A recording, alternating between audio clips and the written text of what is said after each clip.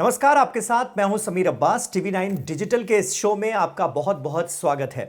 संसद का special session लगातार सुर्खियों में बना हुआ है। सरकार ने स्पेशल सेशन बुलाया है, 5 दिनों का यह पूरा सत्र होगा और इस दौरान क्या होगा इसे लेकर भी ऑपोजिशन की तरफ से सवाल उठाए जा रहे हैं, यह कहकर कि सरकार ने ऑपोजिशन को एजेंडा नहीं बताया है, एग्जैक्ट एजेंडा नहीं बताया है कि यह स्पेशल सेशन क्यों कॉल किया गया है। हालांकि सरकार की तरफ से बताया गया कि तमाम बिल लाए जाएंगे और क्योंकि पुरानी संसद से नई संसद में ट्रांसफर होना है तो यह भी अपने आप में एक बड़ी वजह है। लेकिन फिर भी ऑपोजिशन को यह लग रहा है कि कोई दूसरी बड़ी वजह भी हो सकती है, क्योंकि बुलाया गया है स्पेशल सेशन।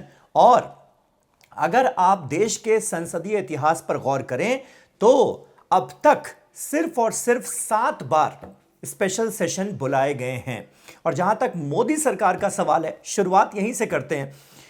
बात दरअसल यह है कि ऑपोजिशन को लगातार यह लग रहा है कि कुछ बड़ा होने वाला है।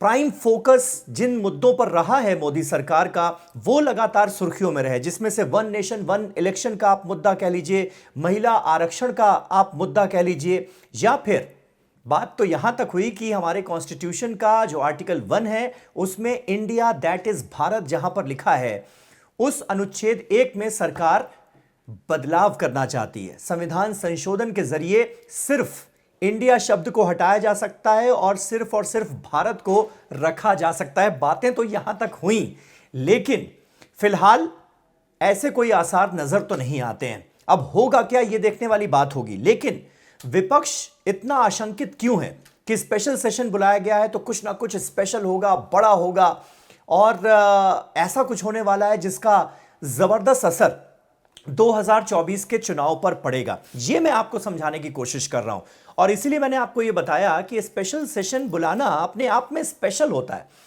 भारत के संसदीय इतिहास में अब तक सिर्फ और सिर्फ 7 बार विशेष सत्र बुलाए गए हैं, संसद के विशेष सत्र, स्पेशल सेशन। और अभी क्योंकि मोदी सरकार है तो मोदी सरकार को आए हुए भी 9 साल हो चुके हैं, तो इन 9 सालों में क्या कोई स्पेशल सेशन बुलाया गया? भूल गए होंगे आप।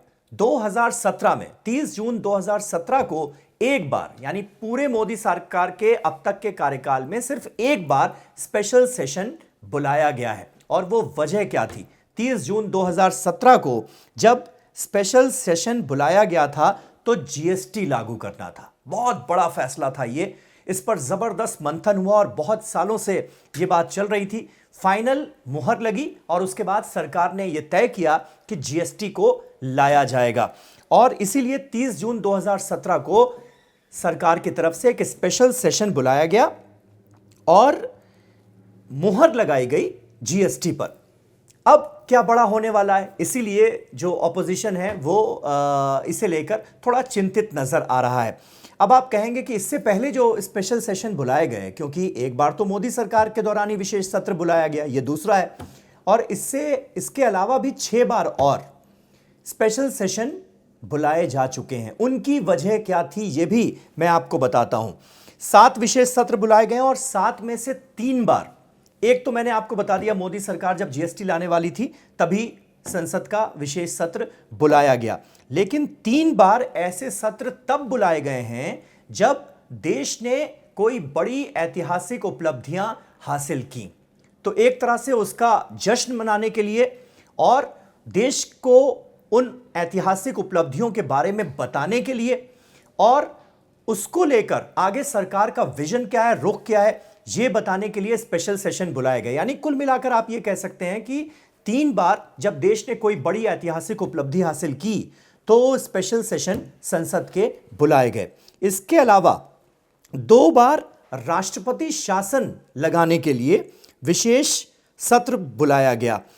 वो कब कब? 1977 में तमिलनाडु और नागालैंड में, तो 1991 में हरियाणा में राष्ट्रपति शासन जब लगाया गया तो उससे पहले भी विशेष सत्र बुलाए गए। और इसके बाद एक विशेष सत्र 2008 में बुलाया गया था जब मनमोहन सरकार मुश्किलों से गुजर रही थी। लेफ्ट पार्टियों ने समर्थन वापस ले लिया था परमाणु डील के मुद्दे पर और उस वक्त भी एक स्पेशल सेशन बुलाया गया।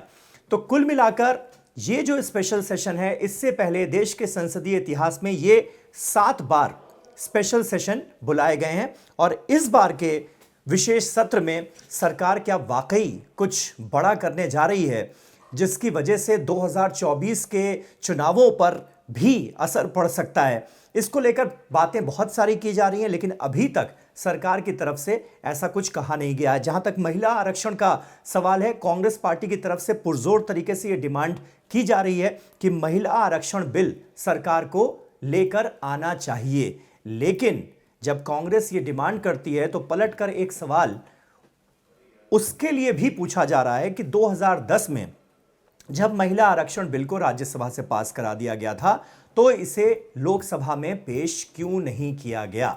क्या राजनीतिक मजबूरियां रहीं? क्योंकि याद कीजिए, ये यूपीए शासन का दौर था और उस वक्त यूपीए की कई सहयोगी पार्टियों के नेताओं ने भी इसको लेकर सवाल उठाए थे। और चाहे आप बात कर लीजिए एलजेपी की, लोक जनशक्ति पार्टी, रामविलास पासवान जब उसके नेता थे, तो बातें ये हुई कि महिला आरक्षण तो आप लागू कर देंगे, 33% आरक्षण आ जाएगा, लेकिन एससी एसटी और ओबीसी का उसमें अलग से रिजर्वेशन होना चाहिए। इस बात को लेकर कई जो पार्टियां थीं वो इस मुद्दे पर सहमत नहीं हो पाई और कुल मिलाकर यूपीए के शासनकाल में यह बिल अटका रहा। राज्यसभा से पास होने के बाद भी इसे लोकसभा में नहीं पास कराया जा सका। लेकिन अब क्या यह मुमकिन है? अब जो यूपीए में नहीं हो पाया वो क्या एनडीए सरकार में हो सकता है क्या?